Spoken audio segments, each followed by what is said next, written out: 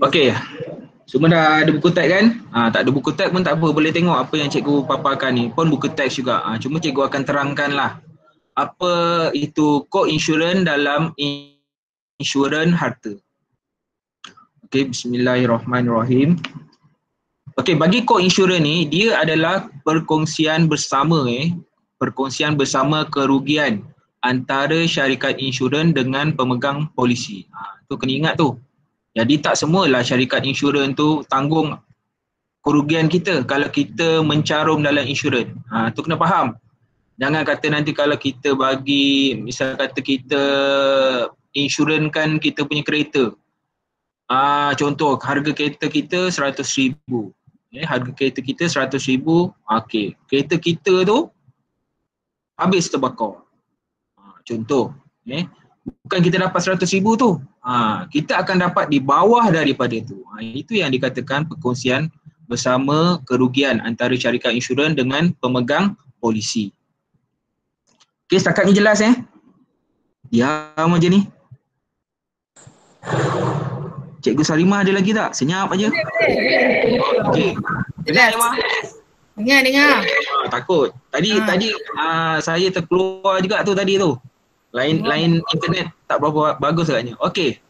Saya teruskan lagi Okey, kita terus kepada bawah ni, yang jadual bawah ni. Nampak? Okey.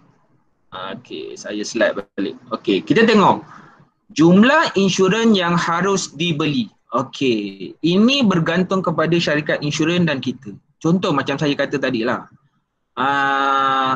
Harga kereta tu 100,000. Jumlah insurans yang harus dibeli ni dia mestilah bersamaan dengan peratus co-insurans darab nilai boleh insurans harta. Yang ni yang kita kena tengok, dia ada peratusan dia. Mungkin 80 syarikat insurans, 20% tu orang tu yang kena tanggung. Jadi kat situ kita adalah contoh kalau 80% daripada 100,000, jadi 80,000 je lah yang kita insurankan. Jadi jumlah insurans yang harus dibeli oleh pemegang polisi ialah 80% je lah daripada tu. Kita tak akan dapat 100,000. Kita akan dapat mungkin sebahagian daripada 80,000. 80,000 pun tak boleh dapat semua. Kita akan tengok. Okey, dia ada tiga fasa penting. Bayaran pampasan. Kalau kamu tengok ni, bayaran pampasan. Bayaran pampasan yang pertama. Okay. Ini jika nilai yang diinsurankan sama dengan jumlah insurans yang harus dibeli. Maksudnya syarikat insurans tu dia bagi kita nilai yang boleh diinsurankan. Lepas tu inilah yang harus dibeli. Jadi bayaran pampasan yang kita akan dapat sama dengan jumlah kerugian tolak deductible. Deductible ni bergantunglah kepada syarikat insurans tu tetapkan berapa nilai dia. Daripada 100,000 tu takkanlah separuh daripada dia kan. Mungkin 5% daripada dia, nilai 80,000. Jadi deductible mungkin 2,000 ataupun 3,000. Itu mesti yang Cikgu Sarimah terangkan ni. Iaitu dengan keadaan jumlah kerugian dia mestilah kurang atau sama dengan jumlah insurans yang telah dibeli. Maksudnya kalau kerugian orang tu, kereta dia harga 100,000.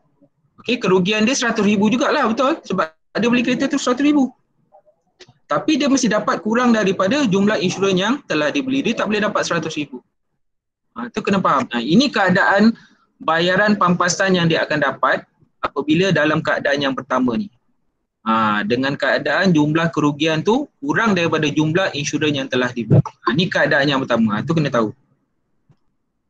Okey, kita tengok keadaan yang kedua. Macam mana bayaran pampasan yang seterusnya. Yang kedua ni. Jika nilai yang diinsurankan kurang daripada jumlah insurans yang harus dibeli. Maksudnya jumlah insurans yang harus dibeli itu mestilah penuh, betul? Jika nilai insurans kurang daripada dia. Bayaran pampasan dia adalah jumlah insurans yang telah dibeli bahagikan dengan jumlah insurans yang harus dibeli.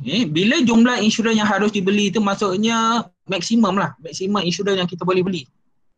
Jadi mungkin contoh macam ni lah, kita ada insurans kereta RM80,000. Tahun seterusnya takkan RM80,000 juga, betul? Kita akan mungkin rendahkan daripada RM8,000 sebab nilai kereta kita pun dah turun masa tu. Jadi jumlah insurans yang telah dibeli itu akan berkurang daripada jumlah insurans yang harus dibeli. Jadi darabkan kerugian, tolak deductible. Itulah bayaran pampasan yang kita akan dapat. Nanti ada soalan dia. Contoh soalan dia akan ada selepas ni. Okey, itu keadaan yang kedua, bayaran dia, bayaran pampasan yang orang yang beli insurans tu akan dapat apabila nilai yang diinsurankan kurang daripada jumlah insurans yang harus dibeli. Itu keadaan yang kedua. Okey, keadaan ketiga, mengalami kerugian menyeluruh. Ni maksudnya kerugian menyeluruh ni maksudnya okey, orang tu beli kereta. Harga dia RM100,000. Okey, diinsurankan RM80,000. Okey, bayaran pampasan dia dapat penuh adalah jumlah insurans yang telah dibeli tolak deductible. Maksudnya kalau dibeli awal-awal tu RM80,000. Kereta tu terbakar hari tu juga. Jadi dia hanya tolak deductible. Kemudian yang selebihnya tu orang tu akan dapat. Contoh RM80,000 orang tu beli insurans. Deductible dia RM5,000. Jadi berapa yang dia dapat? Ada siapa-siapa nak jawab? Berapa bayaran pampasan kepada orang yang beli insurans tu? Hello? Apa contoh tadi tak dengar? Tu dah dijawab. 7,500. RM7,000? Ada jawapan tadi. 75,500. 70? 75,000. Okey. Dia macam ni, jumlah insurans yang telah dibeli adalah RM80,000. Deductible dia RM5,000. Berapa bayaran pampasan yang dia dapat daripada syarikat insurans tu? Dia mengalami rugi menyeluruh tu. Jadi berapa dia dapat? RM5,000 deductible dia. Deductible RM5,000. 75,000. Zahri tu jawab. Bukan RM75,000. Okey, betul. Yang itu betul. Yang lain-lain tu jawab 75,500 tu salah tu. Sebab dia perlu RM80,000 tolak dengan RM5,000 saja. Di mana RM80,000 tu adalah jumlah insurans yang telah dibeli. Manakala deductible dia adalah RM5,000 tadi. Jumlah insurans yang dibeli RM80,000 tolak dengan deductible. Jadi bayaran pampasan dia ni, bayaran pampasan bagi kes yang ketiga, kerugian menyeluruh, dia dapat RM75,000. Nanti kita ada soalan seterusnya. Okey, setakat ni boleh faham dengan tiga keadaan ni? Boleh. Boleh faham? Okey, bila ada soalan, cikgu nak ingatkan kamu kena tahu dia punya fasa-fasa macam ni jumlah kerugian tolak deductible. Maksudnya jumlah kerugian tu tak semestinya, contoh macam kereta accident. Dia boleh claim RM80,000 ke? Kalau setakat dia punya bahagian depan aja yang rosak sikit. Kemik bahagian depan, belakang tak apa-apa. Jadi jumlah kerugian boleh dapat RM80,000 tak? Tak kan? Jadi itu yang kita tengok. Jumlah kerugian tolak deductible. Jadi kalau kurang daripada RM80,000, jadi dia kena tolak deductible. Kemudian bayaran pampasan dia tu adalah yang selebihnya. Itu kita kena tengok dia punya nilai-nilai macam jumlah insurans yang telah dibeli, jumlah insurans yang harus dibeli, ataupun jumlah kerugian. Deductible tu berapa? Ini kita kena cari. Dalam soalan kita kena cari dia punya nilai-nilai ni. Okey, kita akan tengok yang seterusnya. Okey, buka muka surat sebelah muka surat 88. Okey, kita tengok contoh 6. Bahagian saya ni ada payah sikit berbanding Cikgu Salimah tadi. Jadi kena tengok betul-betul, takut kamu tak faham. Okey, contoh 6. Okey, Encik Ismail membeli insurans kebakaran untuk rumah. Okey, nilai boleh insurans rumah itu ialah RM350,000. Okey, jadi kalau kamu tengok daripada nota tadi tu, okey, yang boleh insurans maksudnya dekat situ jumlah insurans yang harus dibeli. RM350,000. Polisi insurans kebakaran yang ingin dibeli itu mempunyai peruntukan kod insurans untuk menginsurans 80% daripada nilai boleh insurans hartanya dan deductible sebanyak RM2,000. Tu kena faham tu. Maksudnya nilai kod insurans 80%. Jadi kita kena tengok yang boleh insurans 80% daripada RM350,000 ni nanti. Itu sahaja yang boleh diinsurans. Dia takkan insurans sepenuhnya 350,000 ni, tak. Itu maksud kod insurans. Tu kena faham. Jadi kalau kamu beli insurans, contoh kan, insurans rumah kamu 350,000, kamu takkan dapat 350,000 ni. Kamu ada persen dekat sini, 80% sahaja yang kamu boleh insurans. Okey, boleh faham sangat tu? Okey, kita tengok soalan dia. Hitung jumlah insurans yang harus dibeli oleh Encik Ismail bagi rumahnya itu. Okey. Ini yang cikgu bagi tahu tadi. Jumlah insurans yang harus dibeli. Jumlah insurans yang harus dibeli adalah 80% daripada nilai boleh insurans iaitu 350,000 tadi. Jadi kamu akan darabkan dekat sini penyelesaian dia. Kita tengok penyelesaian dia dekat bawah tu. Jumlah insurans yang harus dibeli adalah 80%. 80% ni maksudnya 80% daripada yang boleh diinsurans iaitu 350,000. Jadi nilai insurans yang harus dibeli adalah 280,000. Kalau tak percaya boleh tekan kalkulator. Tadi cikgu dah pesankan ada kalkulator kat sebelah. Jadi kat situ kamu kena mahir lah. Nak kira insurans orang, okey. 70% daripada 100,000. Kena cakap. Ni tak semestinya insurans rumah, insurans kereta pun boleh. Okay. Jadi jumlah yang bahagian A tu, jumlah insurans yang harus dibeli oleh Encik Ismail bagi rumah itu ialah yang 280,000. Itu aja maksimum yang dia boleh dapat. Itu belum tolak lagi dengan deductible. Okey, kita tengok soalan yang B. Rumah Encik Ismail telah mengalami kebakaran. Tengok terbakar. Dan jumlah kerugiannya adalah sebanyak 25,000. Hitung bayaran pampasan yang akan diterima Encik Ismail jika dia menginsurans rumahnya. 1. Keadaan yang pertama, pada insurans yang harus dibeli. Okey, pada insurans yang harus dibeli, maksudnya okey, kita tengok dia punya penyelesaian dia. Okey, bayaran pampasan. Bayaran pampasan yang dia akan dapat ialah 25,000. Kenapa? Kalau kamu tengok keadaan ni, keadaan pertama, kedua dan ketiga. Dia yang mana tu? Agak-agak.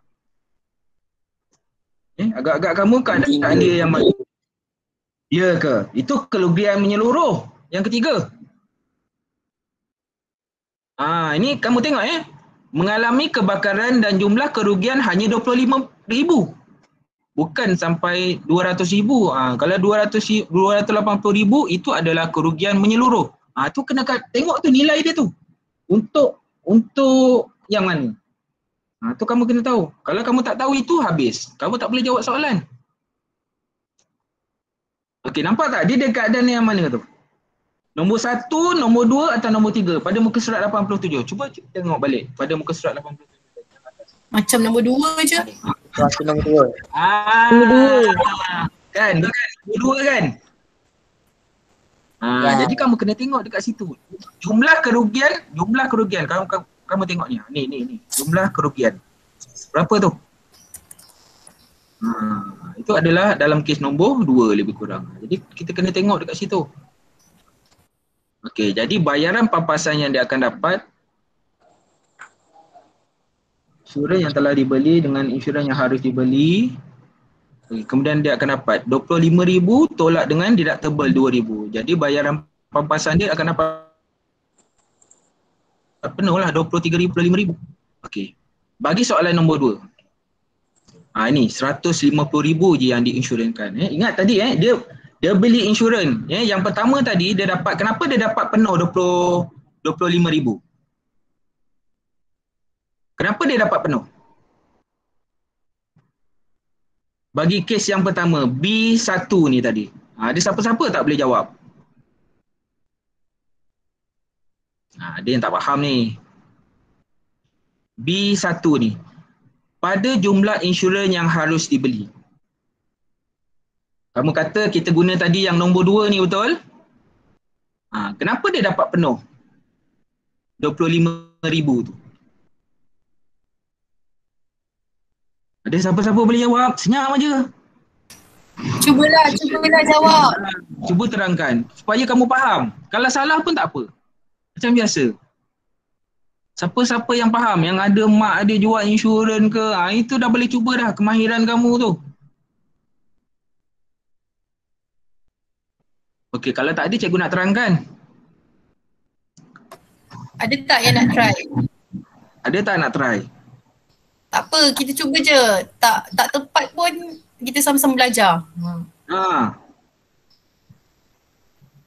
Okey, tak apalah. Kita balik semula.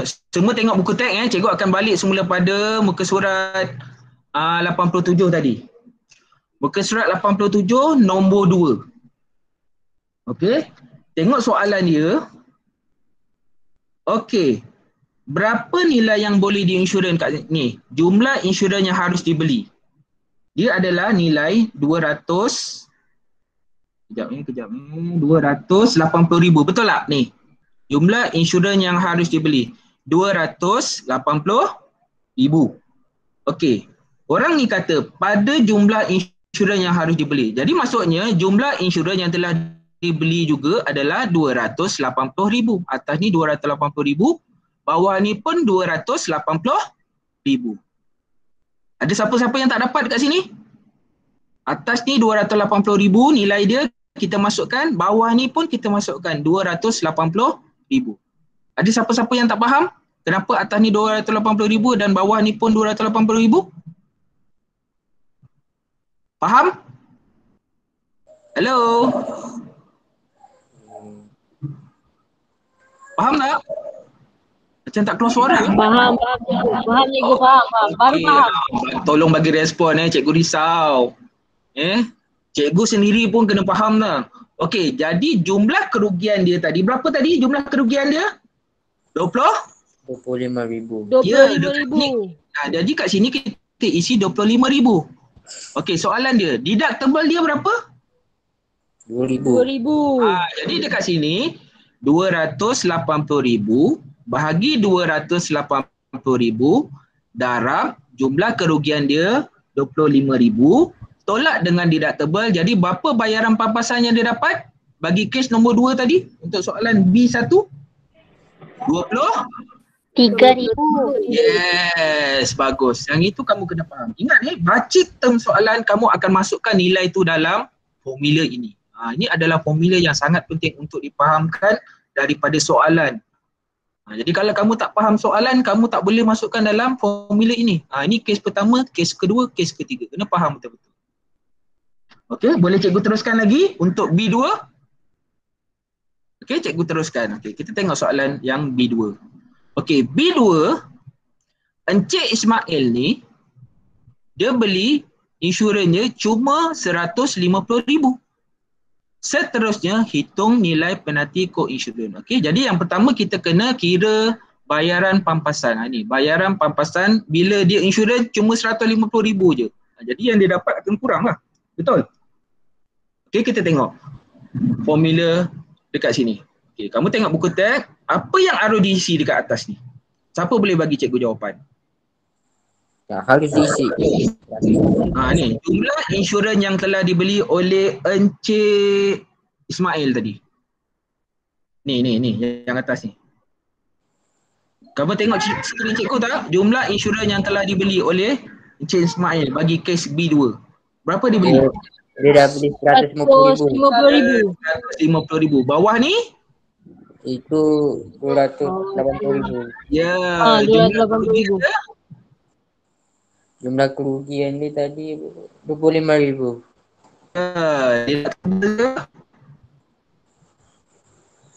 Deductible dia? 2,000. 2,000. Jadi itu yang dia dapat dekat situ. Nilai yang dia dapat dekat situ adalah bayaran pampasan yang dia akan dapat oleh orang tu. Kalau kamu tengok dalam penyelesaian dia dekat bawah ni, ini. Ni.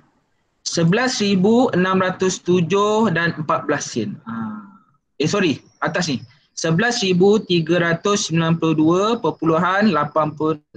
sen. Ni yang dia dapat, pampasan yang dia dapat. Tengok dia beli insurans cuma 100,000. Kalau dia beli penuh 208,000, mesti dia dapat lebih daripada ni. Ini yang kita guna tadi, bayaran pampasan bagi kes yang pertama. Okey. Tengok bagi penalty co-insurance. Okey, penalty co-insurance ni adalah bersamaan 46.4% daripada jumlah kerugian. Yang ini nilai dia dapat daripada mana tau? 25,000 tadi jumlah kerugian kita tolakkan dengan nilainya. 13,392.86 sen. Ini, yang ini bahagian ini. Ini. Ini bahagian yang ini ni. 13,066 sen ni dapat daripada ni Ni cikgu bulatkan ni. Kejap cikgu bulatkan. Dia dapat daripada sini Kalau kamu tengok nilai ini 13,000 ni. Okey, dapat daripada mana? Sini kan? Betul? Betul. Cikgu gariskan. Okey, dia dapat daripada ini yang cikgu bulatkan ni.